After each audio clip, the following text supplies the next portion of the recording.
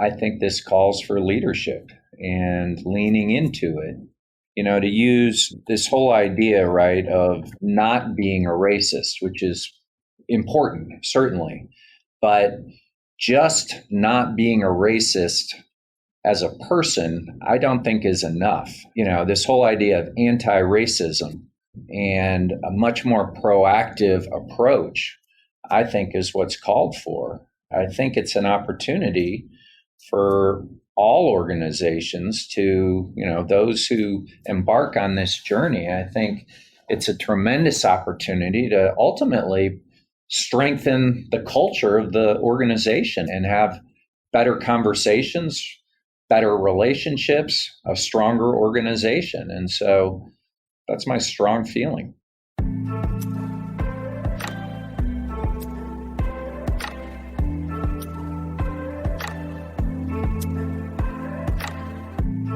Welcome to Rise Leaders Radio. This podcast focuses on exemplary leadership, the type of leadership that brings about positive, meaningful change in places that matter. We explore how these leaders make things happen and the lessons they learned along the way. I'm your host, Leanne Mallory.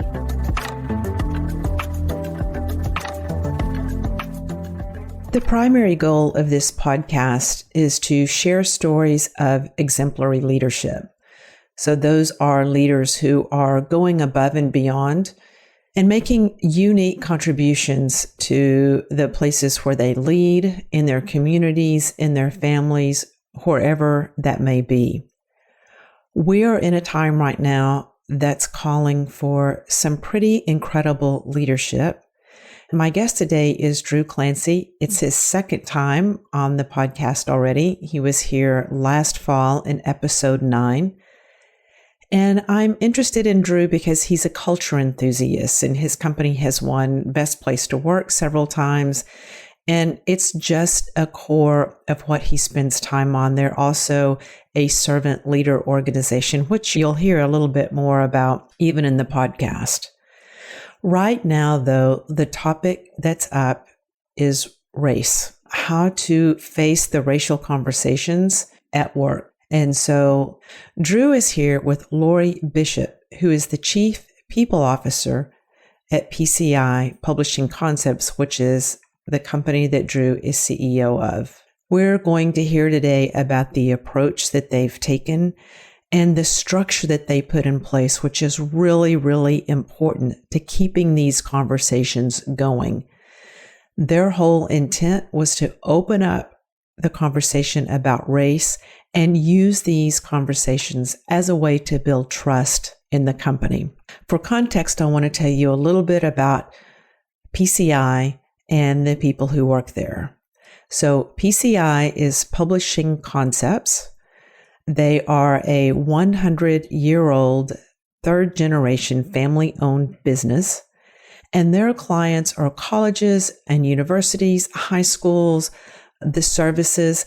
Anyone that would have an alumni and membership are their clients.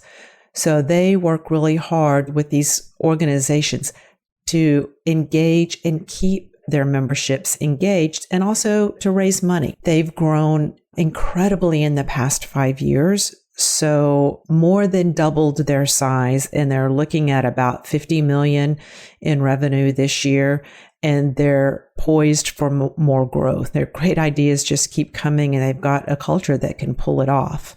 Lori Bishop joined the company last October, so they were needing to level up their people department, their human resources. And Lori was just the person to do that. She's going to be actually the first one that we hear from today, and she's going to talk a little bit about how she got to PCI. But that's the background on PCI.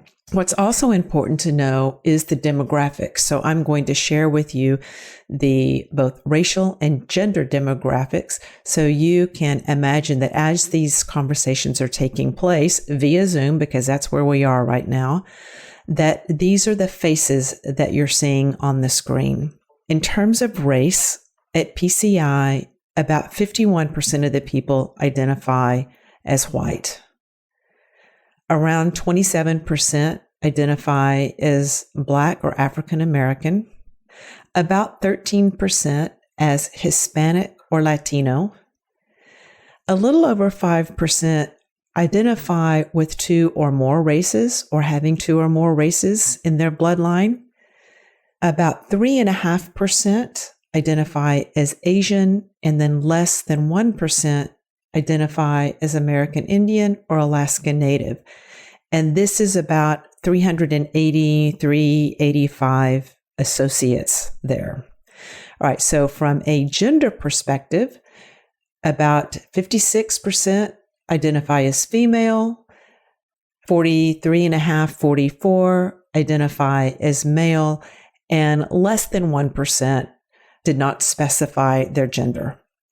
So as you're hearing Lori and Drew speak, these are the people's faces that would be looking back at you on the screen if you were a fly on the wall.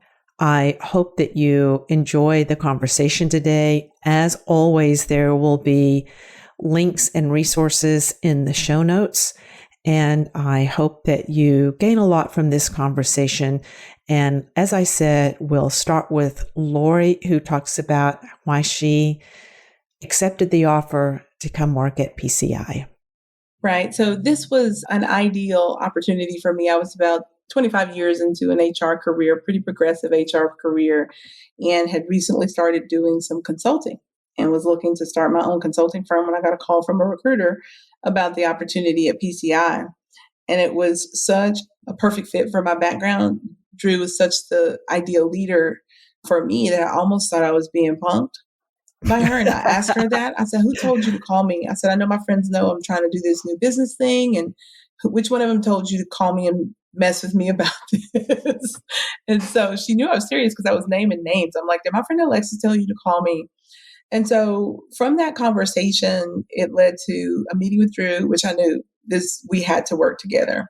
And the experience that we had in that moment and thinking about how we would work together to shape and really bring the full PCI culture he's envisioned to life for the organization, add to what is already an amazing culture for the company, was very similar to this opportunity that we had with the situation with Ahmaud Arbery and then subsequently George Floyd. So Drew and I have been working together. We'd identified, how we were going to partner to take his culture to the next level.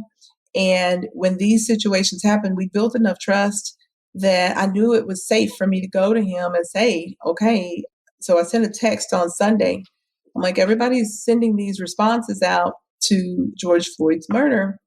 I'm afraid that not saying something is saying something, because we'd already had the conversations where Drew had met with some African-American males leaders in the company about the Ahmaud Arbery situation. And that, I think, put us both in the mindset that this is not something we could look away from. So when the tide began to turn and we reached out to our executive team and we started to hear that everybody was on a similar page, we began having some discussions. And I brought in Eric Mosley, who was going to help my team deal with some stress of this issue, of dealing with COVID, of frankly supporting everybody dealing with social injustice issues and dealing with COVID.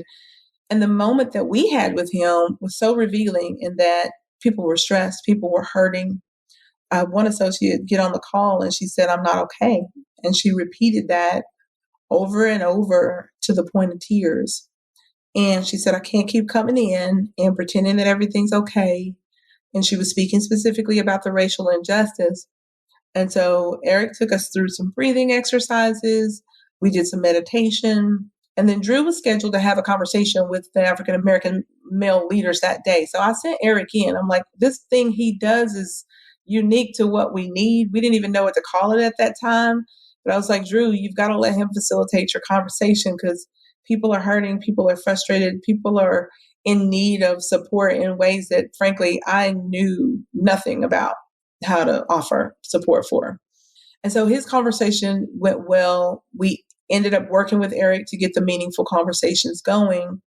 And that's kind of how it all began. This is not something I see as an HR skill set. HR has been doing everything it can to not talk about this stuff for the last, 40 years.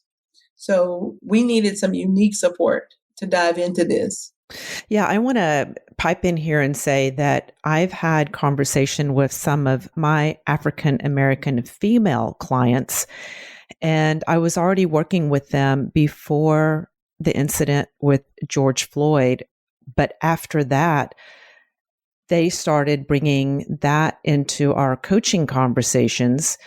And I found myself not knowing exactly what to say or do myself. And I coach for a living. And I reached out to some people that do diversity work or whatever, because it is just such a different topic area and it's delicate. And I found myself starting to coach as if it was just any other situation.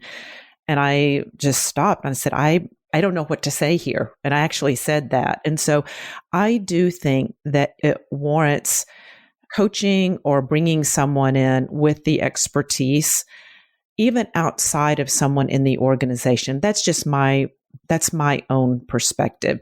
Drew, I'm curious for you what it was like, because you started the conversation with the African American men before George Floyd. And I think that was pretty bold. How did you go into those conversations and why?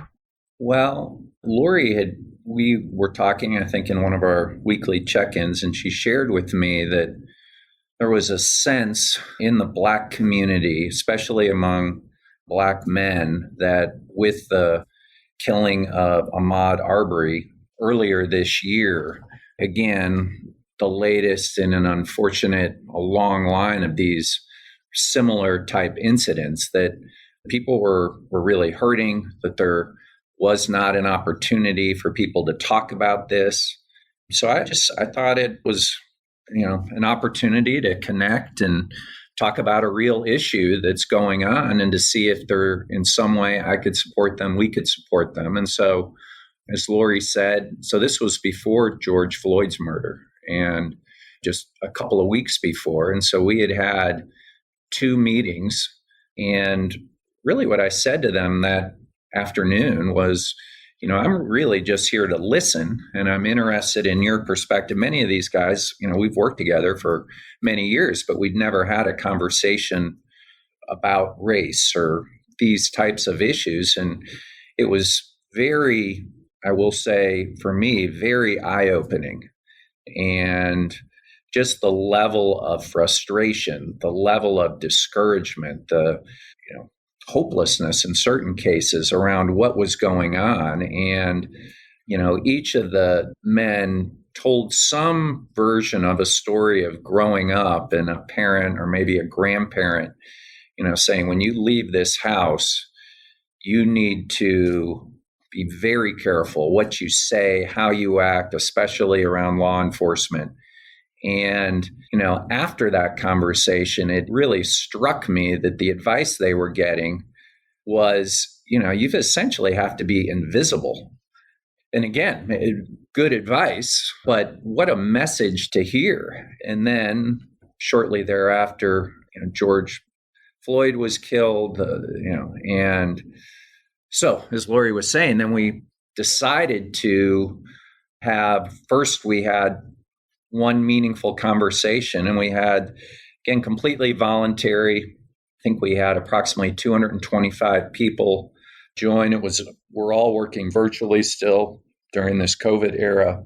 So we had about 225 people join a Zoom call, and I shared some of the emotion. I think I said was, I'm just fed up. And we've reached a moment in time when action is required here. And, as businesses, as a for-profit business, perhaps, businesses can be we can be part of this solution. And so, and then as part of that, we called it a meaningful conversation.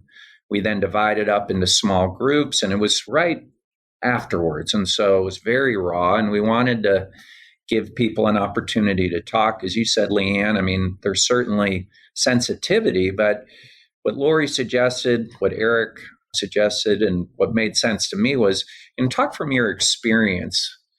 And let's not talk hypothetical. Let's talk from our experience. And that's, very real and authentic. So that's how this started. And so, Drew, were you ever nervous? Did you ever have to kind of prop yourself up and get yourself ready? I was nervous. You were nervous. Yeah. What were you nervous about, Lori? Well, coming into this as HR 2 years ago, I think I told Drew that diversity died for me. Diversity is just HR's way of being a diversion and not really dealing with race and issues that are preventing diversity and inclusion from ever coming to fruition. And the amount of fear around the conversation within HR was just something I didn't even want to be associated with. Drew may not believe this, but he will very soon. But I'm not your typical HR person. And I'm a business person first, and I figure out how to make sure that you're able to do business with all the complexities that come from people. And I was afraid. I said to Drew, I have learned that I'm going to have to take off some masks. I come to work, and Drew will tell you, as unvarnished as he may think I am, I was wearing a mask. There was a level of safety and caution that I wasn't sure I could let go of and really embrace from a trust perspective. And I had to tell myself as a Black person, all the things that I've heard from growing up and how my safety depended on me, never trusting white people. I had to admit that to myself before I could help Drew on this journey. And I also had to admit that I don't have the skills to do this. We're going to have to hire somebody that knows how to take us on this journey. So yeah, I was nervous. I was scared that someone would, as you asked earlier, who would reject this, who wouldn't go on the journey with us. I was worried about Drew taking a personal risk, just lots of concern about what clients who don't feel the same way about Black people act out and not want to do business with us. I had all kinds of thoughts. Drew, did you have any of those same concerns about your client base and how they might see if they caught wind of what you're doing there with all of these conversations? Is that a concern for you? Not really. It just seems like it's the right thing to do. And to the extent if somebody is, honestly, if they have a real problem with it, it just we may not be the best organization for them to work with. So, we've worked for a long time building our workplace culture here. Our business strategy is to be a great place to work. Happy associates equal happy clients.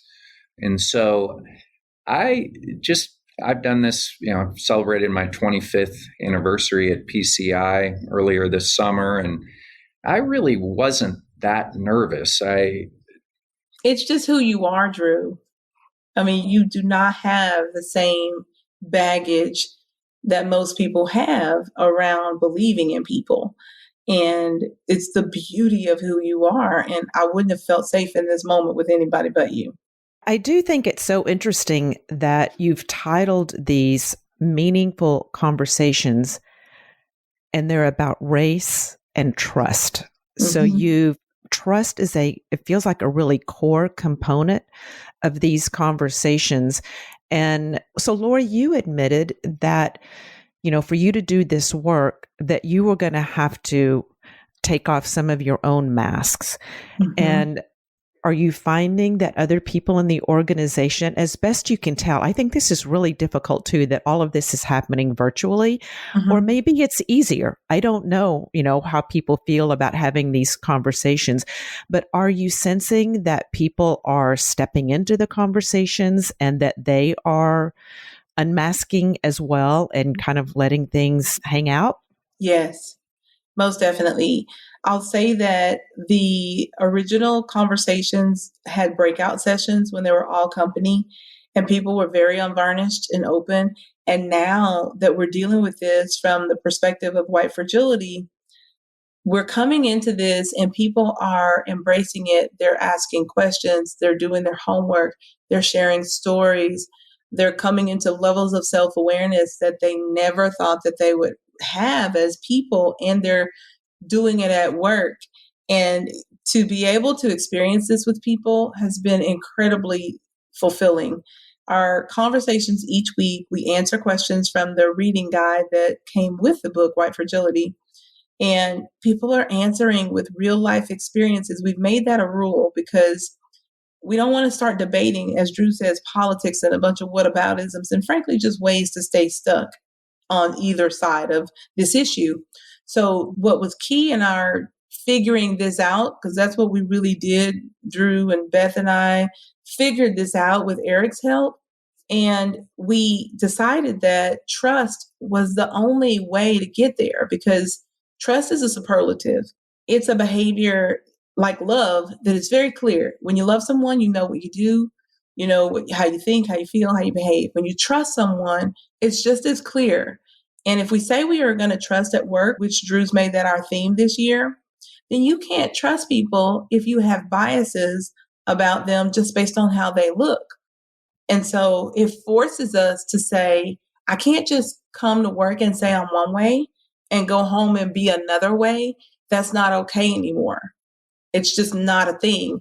And I firmly believe as an HR person that because of Title VII and the Civil Rights Act of 1964, the workplace, when you add in every company has values that they want to live in order to team and succeed as people working in groups and teams within an organization, those two things, a company's values and the requirement to treat each other fairly based on law, makes the workplace the ideal place to deal with this racial issue. So, Well, that's and it's very the one place interesting. we've decided not to deal with it, which is just kind of mind-blowing. Yeah, it's interesting to me.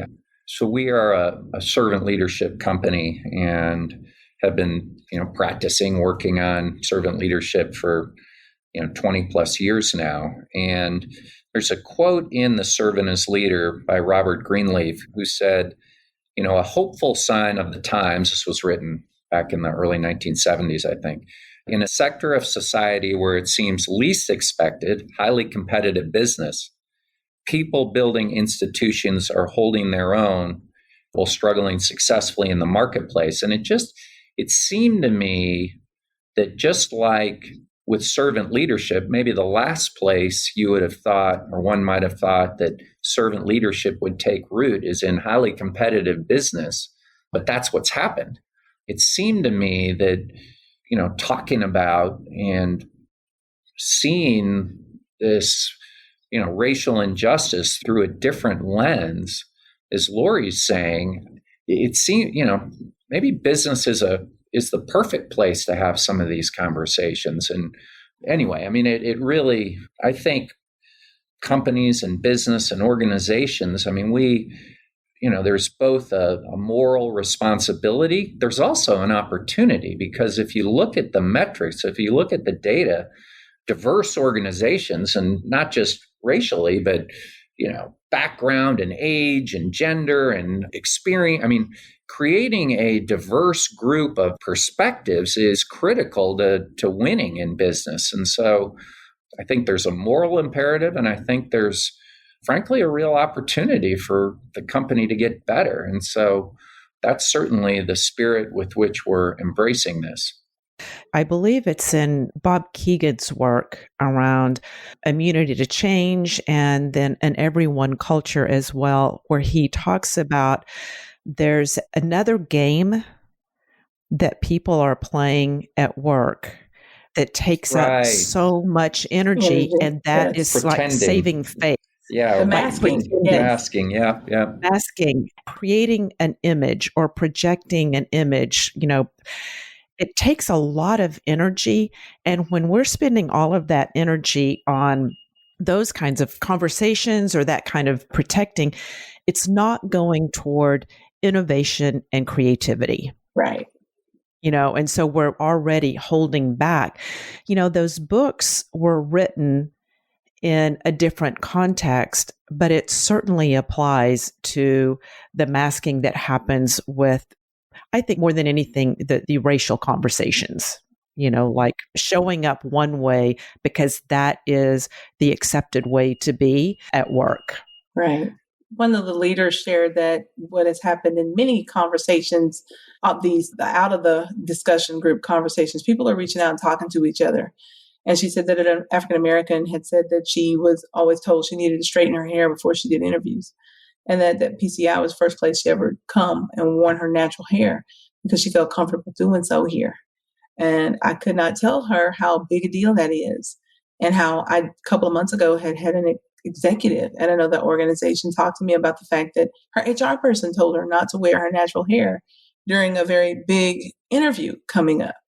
And to have HR complicit in perpetuating these ways of masking and these ways of continuing to perpetuate telling Black people you're not okay as you are, it was just astounding to me. So what we're creating here is first and foremost just living our values, just being who we say we are to each other, and digging deeper as it relates to the structural racism as a system that we have all been forced to live in here in the United States, and recognizing how that's showing up in the ways that get in the way of the trust that we're trying to build, and being courageous in dealing with the personal change we have to make, as well as the organizational change we're going to have to make to get where we're trying to go together.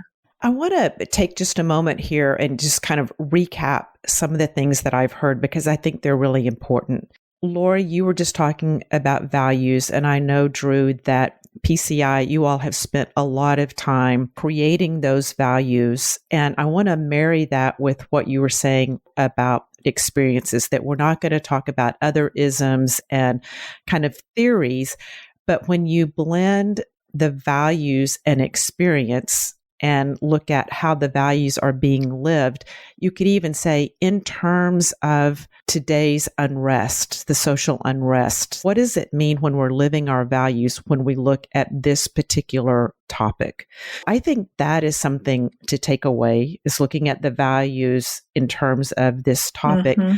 But I think the other thing that you've done that's really helpful is that you didn't leave the conversations just to let them happen on their own. So you had a particular structure in place. I want to just make that obvious, and I may not have it right, but you all had a particular way that you were having these conversations even before you started reading White Fragility. So one thing that I heard is that they've been voluntary. Is it still a voluntary, people can join or not? Pretty much the whole company has joined in on the conversations.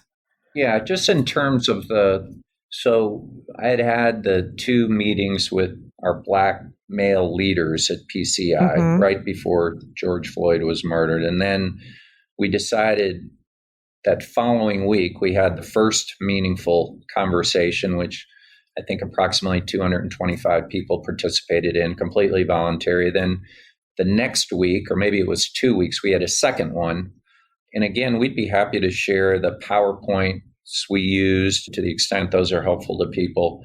But then coming out of that, there was sort of a desire, I think, for, well, how can we continue these conversations? And so Lori had recommended, or had sort of brought up several different books we might read. We like reading discussion groups. We're always reading books and talking about ideas, how to get better at PCI. So this is really in our wheelhouse. Yeah. So one of the books she'd recommended was White Fragility. So our CEO council all, read it or read parts of it. We pretty quickly agreed that this would generate some really good conversation. And so then Lori put together, we're calling Justice in July. And so during here, the month of July, we are reading this book. And so to go all the way back to your question, Leanne, so that is open to everyone in the organization. And we are requesting that our leaders there's a group of approximately 70 of our associates who either manage a team, maybe they manage a client relationship, maybe they manage a project, but sort of a extended leadership team, if you will. We are requesting that group of 70 people participate, plus anybody else who's interested. And so we've now had 2, we're doing them on Friday afternoons. We've had 2 reading discussion groups. We have 2 more to come this Friday and next Friday. So that's sort of the timeline. If I'm remembering when you first got started too, that there was a kind of a flow to these meetings that you were having with the meaningful conversations where I think Eric was involved, and it seemed like there was like Drew was involved, Eric was involved. There were some questions set up, and then there's some breakouts, and various leaders in the organization were actually coached to facilitate the breakout sessions. So would you go through that again? I think it's just so helpful for anyone who's listening that wants to do something like this to know, like, how did they cascade that, and what was the structure of actually facilitating those conversations? Well, Lori did a great job with that. Yeah, Lori, why don't you? Yeah, I'll share. So first of all, Drew had credibility on this issue because of the culture that he's built. He'd also started those conversations with the African American Men where he had some context. And the previous Martin Luther King birthday, Drew sent out a video. So he's already got credibility in talking about just racism and social justice and civil rights movements in America. So when we started the conversations, we did so because we knew people needed to talk about this. Drew got us together. In that first conversation, the structure was we brought Eric in and he did a mindfulness meditation to start us off. And he had us ask a few questions, answer a few questions. And those questions were in the space of, what do you need? Have you experienced any type of racism here at PCI? And if you're going to build trust working with people who don't look like you, then what's that going to take for you? So in the space of what you need, we also followed up with a survey and we got more insight on what people wanted. And the first thing they said was they wanted more of these conversations. They were blown away by the fact that we were having it. We spent time ahead of time getting the facilitators ready because the second half of that meaningful conversation was to break into discussion groups. And I'd say, Drew, probably of the 20 we had, 18 went great. 2 had some folks in there who, watched the wrong news channel and were coming in with a bunch of whataboutisms and just junk that wasn't helpful. And our job is not to change people's minds on things that they've decided to believe, but I do feel that you've agreed to operate a certain way with your heart here at PCI. And so in doing that and in building trust, which Drew's been talking about all year, we want to challenge whether or not you can fully trust if you are carrying any type of bias, whether it's racial or, sexual orientation, whatever type of bias. Is that getting in the way of true trust? And we were dealing with that with those facilitators guiding those conversations. And Drew will tell you, we had an hour-long conversation after the conversation where facilitators were talking about their experience, and they were a little shocked at how passionate people got. And, in some cases, some people introduced harm. And we went back and had conversations with those folks. It wasn't to get them in trouble. It was really to say, okay, this is the behavior we asked for in this meeting setting. So if you're going to continue to come in, this is how we need you to show up, because otherwise you're doing harm, and here's how. And so we got back together for the second conversation. We prepped again and got facilitators ready. Eric did a little bit more with us on journaling this time. So we did a lot of journaling in the space around our own thoughts, our own behaviors around racism. And it was getting us prepared for the reading. And so we journaled our answers to 4 questions, and then we went into the breakouts and we discussed those questions. And I would say that was as fruitful, as rich, but it was different in that we did not struggle as much from a facilitator's perspective because we had the questions pre-prepared. So we learned something from that experience.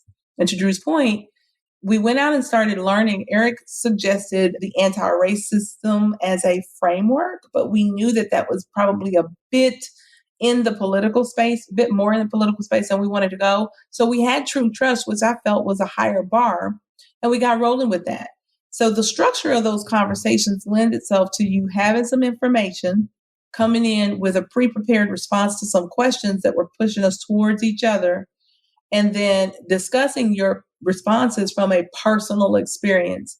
And staying anchored in that structure has been critical, because a lot of what creates the fear for organizations is that they worry that people are going to get political. People are going to say something that gets people in trouble. And you can't not talk about this without some of that happening, but you can put some guardrails on it that make that safer and frankly more intentioned around what we really want, which is great working relationships. That's brilliant. Because my experience is that people want to talk about the topic or the theory, not so much their personal experience with it. Right. And when you take it into the personal experience, it's not arguable. It isn't. it's just not arguable. Whether we can argue about some of the concepts and theories, when you keep it at the experience level, it keeps it real. It does. And it keeps it proactive. You're moving towards trusting each other. So me sitting here trying to convince you of something you are 100% opposed to doesn't bring us together. And it doesn't serve anybody. And if we are supposed to love each other, then I shouldn't be looking for ways to divide us. And we've watched enough bad leadership at the government level do that to us for the last 3 years. And frankly, even the media, you can't see a media story without them pulling one side versus the other as just this strategy for how they present information now. And we're smarter than that as a nation, and we've got to leverage our hearts and our minds to get ourselves out of this. And the other big piece I'll say we've left out is we did our homework. Drew had us all reading articles. We've been watching videos. We also watch a video at the kickoff of these meaningful conversations. We watched Robin DiAngelo's White Fragility video, and we watched another video about an African-American woman's journey in dealing with racism in her college and how she took action to make change. And hearing those stories from those perspectives, it grounded us that, okay, one, this is a real issue, so let's not waste any more time talking about whether it's real or not. And two, we're not going to live in whataboutisms. We're going to talk about our real personal experience. And three, we're going to introduce information that helps us with this conversation before we go and discuss. And that's been the format that has really helped us. And then Drew leading it, that is the most critical thing. This cannot happen with HR people leading it, diversity people leading it. This is a CEO level exercise, because otherwise everybody is talking about stuff that you may want to do in the organization, but when the CEO is talking, you're talking about what you're going to do in the organization. Well, and it's happening. It's happening. You know, yes. The fact that Drew was standing up there, it was happening. They weren't talking about it happening. It was actually happening. Yes. Lori, I believe that you're the only African-American on the leadership team at that level, at the senior level. Is that true? That's true. Yeah. And so how has the response been on the CEO council and the leadership team? I can just imagine that people have different views of racism and justice, et cetera. And I'm curious how those conversations are going. Drew, can you speak to that? Sure. I wouldn't say everybody thinks certainly the same way, but I think there is a shared sense, of the injustice here. And there have been some good, candid exchanges, certainly. When again, as I mentioned, it was this, or call it our CEO council, there are 9 of us. We started reading White Fragility. It's strong coffee, so to speak. She has a strong perspective. But, this within our organization, I think there's a tolerance for let's talk about it. And what is her perspective? Again, it's not everybody has to believe the same thing, but her perspective is a compelling one, I'll say, in my view. And that's what we want. Let's look at our assumptions and let's talk about it. And how do we create an organization, where trust is a real, living, breathing reality? And it's all in, that's as Lori said, that's the overarching goal here, is to become a better organization, to create more trust within the organization, build stronger relationships within PCI. And so I don't know if that answers your question completely, but what is next? Can you see past the current activity that you're working on? So you all are reading the book right now. Do you have a sense of what's next, or are you just letting that, reveal itself and you're just taking it one step at a time? I think the idea, typically when we finish a book, there is some type of actions are created that come out of it. So we're not necessarily getting too far ahead of ourselves. We're having some really interesting, compelling conversations right now. And then I think we'll regroup and get together and see, all right, well, what are the next steps? Ultimately, what we want to do is measure trust. So we did a survey on trust. We rushed it out before we started the book club discussions. And we're going to check in on the people who have been, well, it's everybody's taking it, but we're checking in again on the people who are going on the journey on white fragility to see if these discussions are impacting our ability to trust each other across races. And so we're going to continue the trust check-ins, but ultimately the goal is to have people say, I feel as comfortable trusting and working closely with colleagues who are of my same race as I do of colleagues who are not of my same race, in particular, my boss. If we get that from people, that would be the ultimate win, because that's that level of trust that, frankly, no organization has ever even tried to achieve. We have that level that is, we're coworkers, we're going to work together, we're going to get along. But that true trust that we're in pursuit of is our goal. That's what we want to achieve. That's a mighty goal. We're coming toward the end of our time here, and I always like to ask, is there something that I left out that you want to be sure and say, and particularly knowing that this is really up for people? Business leaders are struggling with what is the right action to take. So I'm curious if there's something that we didn't talk about that we really need to before we close the call today. So, Drew, I'd like you to talk about, what you'd want to say to every CEO out there who thinks that this is just something that's going to pass us by and they don't really need to do anything to support African Americans within their organization in this specific moment. Well, I think deciding to do nothing is an action. And I think this calls for leadership and leaning into it. To use this whole idea, right, of not being a racist, which is important, certainly, but just not being a racist as a person, I don't think is enough. And, this whole idea of anti-racism and a much more proactive approach, I think, is what's called for. I think it's an opportunity for all organizations to, those who embark on this journey. I think it's a tremendous opportunity to ultimately strengthen the culture of the organization and have better conversations, better relationships, a stronger organization. And so that's my strong feeling. What would you also say about the support that's needed to back you up? So, good question. As you're talking to other CEOs, what do you need to request or make sure that you have available to you as the CEO in the organization moving this conversation forward? Just speaking from my own personal experience, I'm very grateful to Lori for her leadership. And I think leadership working with, in our case, we call it the people department, people operations, or call it human resources, call it whatever. But that partnership is key. Lori said that, HR, this can't be an HR-led initiative. I think that's true, but that partnership is key. And so working closely with the HR department, working closely with the other leaders within the organization, it's an opportunity to make a strong statement. Lori, any parting words from you? I would say that this is a call to action.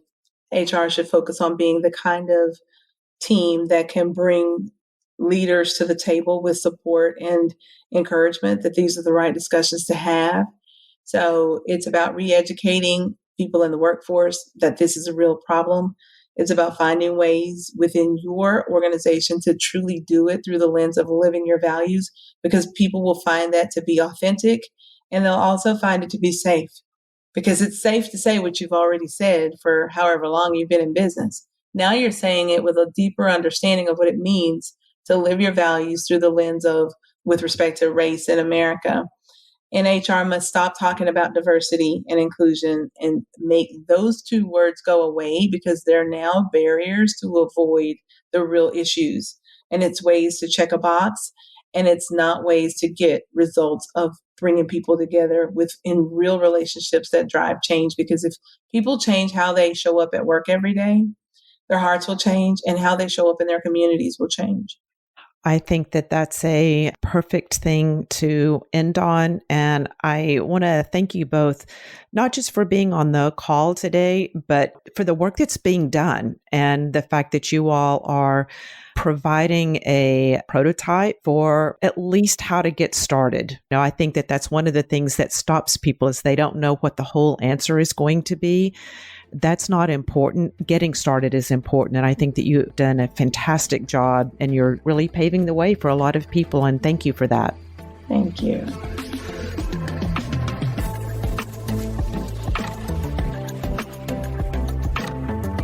If you like what you heard today and the direction this podcast is pointed, subscribe to Rise Leaders Radio on iTunes, leave us a comment and a 5-star rating. You can also check out the Rise Leaders website at www.rise-leaders.com to find the resources I pull from in my coaching and consulting work and that I find central to transformative leadership. If you're committed to leading with a clear vision and from core values and taking your team to the next level, then get in touch. You can reach me, Leanne Mallory, from my website. I'd be honored to hear from you. I appreciate you tuning in today, and especially for being the type of person interested in learning more about how you can elevate your part of the world. Take good care.